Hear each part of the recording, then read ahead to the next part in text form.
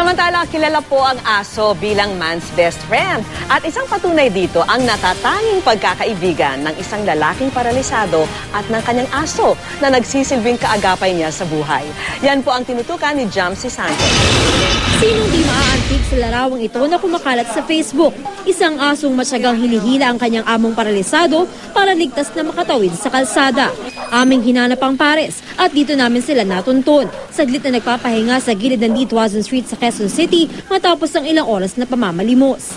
Kwento sa amin ni Mang Tony, taong 1988 nang malumpo siya matapos tamaan ng bala ang kanyang likod na nagdulot sa kanya ng paralysis. Matapos ng 21 taon, nakilala niya ang asong si Douglas na mula nooy nagsilbi na niyang paa at gabay sa daan. Ihinto siya. Alam niya, pag medyo bata na, ihinto kami. Alam niya lahat yun. Basta sinabi yung kalaban, aagatin niya. Basta sinabi kaibigan, kahit hawakan mo, ganun ang aso. Ang katapatang ito, nasaksihan mismo ng mga kapitbahay ni Mang Tony. Yan ang nag-guide sa kanya kahit saan siya pumunta. Hindi naman niya kayang magtulak na mag-isagaan. Palagi niya daladalay talaga yan eh. Kasama niya palagi yan.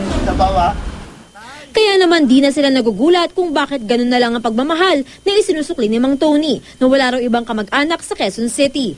Pag kumakain siya, hindi pwedeng hindi kakain ng aso. Yun, pag wala siyang pera, yung tira niya. Pero pagka marami siyang pera, tigis ang order sila ng aso.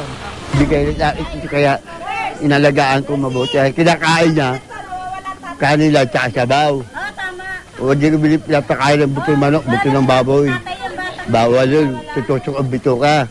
Dali, akyat! Pa! Para kay Mang Tony, higit pa sa pagiging bantay yung turing niya kay Douglas. Siya rin ang pinakamatalik niyang kaibigan. Siya lang pinakamamahal ko sa buhay ko eh. Wala na akong ibang kamagano, lalo mga dyan. Ako lang mag-isa. Jamsi Sante, nakatutok, 24 oras.